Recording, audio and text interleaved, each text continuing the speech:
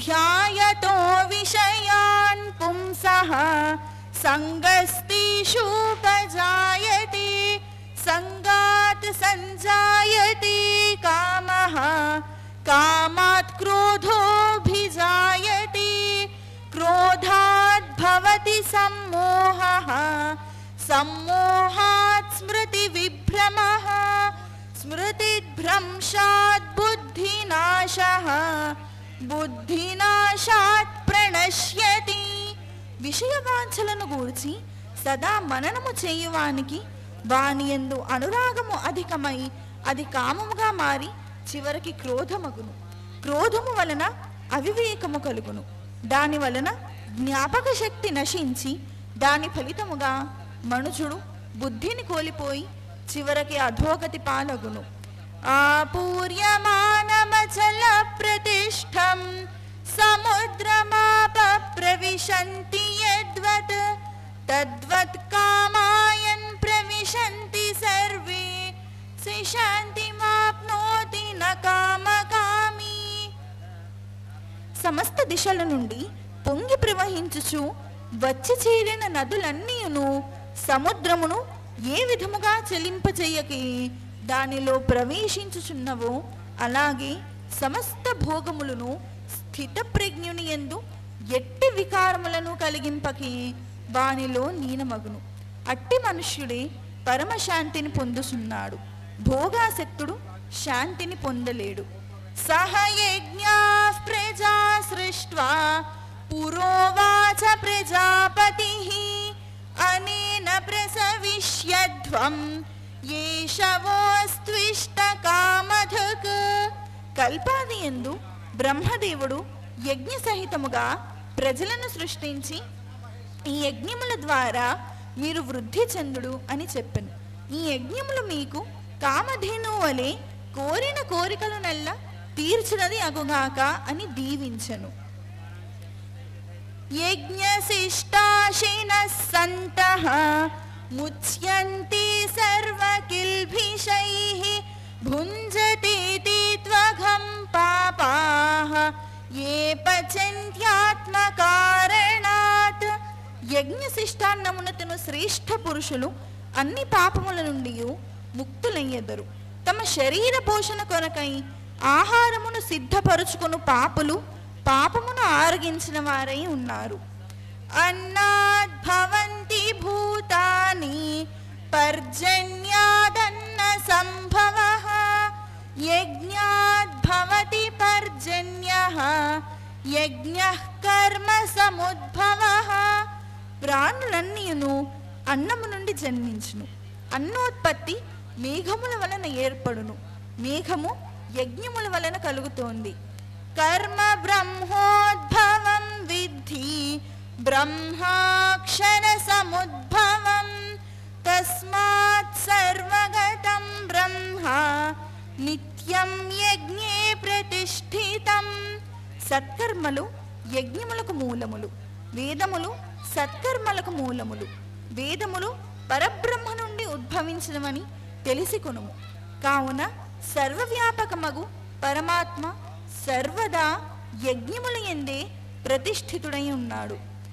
ఏవం ప్రవర్తితం చక్రం నానువర్తయతి హయః అఘాయురింద్రియా రామః మోఘం పార్థ సజీవతి. ఈ ప్రకారముగా కొనసాగుచున్న సృష్టి చక్రమునకు అనుకూలముగా ప్రవర్తింపనివాడు అనగా తన కర్తవ్యములను పాటింపక ఇంద్రియ సుఖలోలుడైన వాడు పాపి. అట్టివాని జీవితము వ్యర్థము. యద్యదాచరతి శ్రేష్ఠః తత్తదేవేతరో జనః సయత్ ప్రమాణం కురుతే లోకస్తదను వర్తతే. శ్రేష్ఠుడైన పురుషుడు ఏది ఆచరించును ఇతరులను దానిని అనుసరింతురు. అనగా అతడు ఏ ప్రమాణమును నిలుపునో ఇతరులు దానిని గ్రహింతురు. నమే పార్థాస్తి కర్తవ్యం త్రిషు లోకేషు కించన నానవాప్తమవాప్తవ్యం వర్త ఏవ చ కర్మణి. ఓ ధనంజయ, ఈ ముల్లోకములు యందు నాకు కర్తవ్యము అనునదియే లేదు. అట్లే పొందదగిన వస్తువులలో నేను పొందనిదియును ఏదియును లేదు. అయినను నేను కర్మలను ఆచరించుచూనే ఉన్నాను. యది హ్యహం న వర్తేయం జాతు కర్మణ్యతంద్రితః మమ వర్త్మాను వర్తంతే మనుష్యాః పార్థ సర్వశః. ఓ ధనంజయ, ఎప్పుడైనను నేను సావధానుడనై కర్మలయందు ప్రవర్తించుట మానినచో అప్పుడు ఈ లోకములకు గొప్ప హాని వాటిల్లును. ఎందుకనగా మనుష్యులందరూ సర్వ విధములా నా మార్గమునే అనుసరించుచున్నారు. శ్రేయాన్ స్వధర్మో విగుణః పరధర్మాత్ స్వనుష్ఠితాత్ స్వధర్మే నిధనం శ్రేయః పరధర్మో భయావహః. ఓ కౌంతేయ, చక్కగా అనుష్ఠింపబడు పరధర్మము కంటెను గుణరహితమైన స్వధర్మాచరణమే ఉత్తమమైనది. స్వధర్మాచరణమునందు మరణించుటయు శ్రేయస్కరమే. పరధర్మము మిక్కిలి భయంకరమైనది. ఇక్కడ శ్రీకృష్ణ పరమాత్మ మన మీద మన టాలెంట్ మీద మన కర్తవ్యాల మీదనే మనము డిపెండ్ అయి ఉండాలి అని చెప్తున్నారు. ఇక్కడ సెల్ఫ్ రిలయన్స్ అంటే స్వీయ నిగ్రహం మరియు మనల్ని మనం నమ్మటమే ఎంతో ముఖ్యమైన ప్రాసెస్గా, ఎంతో ముఖ్యమైన పనిగా శ్రీకృష్ణ పరమాత్మ ఈ శ్లోకంలో వివరిస్తున్నారు.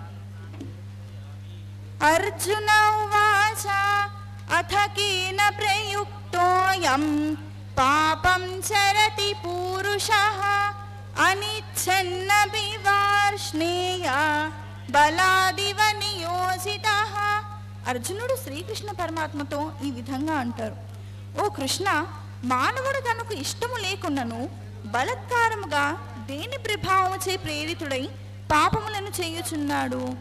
అప్పుడు శ్రీకృష్ణ పరమాత్మ శ్రీ భగవానువాచ కామయేష క్రోధయేషః రజోగుణ సముద్భవః మహాశనో మహాపాప్మా విద్యేనమిహ వైరిణం. రజోగుణము నుండి ఉత్పన్నమగునది కామము. ఇదియే క్రోధ రూపముగా మారును. ఇది తృప్తి లేనిది. పైగా అంతులేని పాపకర్మాచరణములకు ఇదియే ప్రేరకము. కావున ఈ కామమును మోక్షమునకు పరమశత్రువుగా ఎరుంగుము. ధూమేనావ్రియతే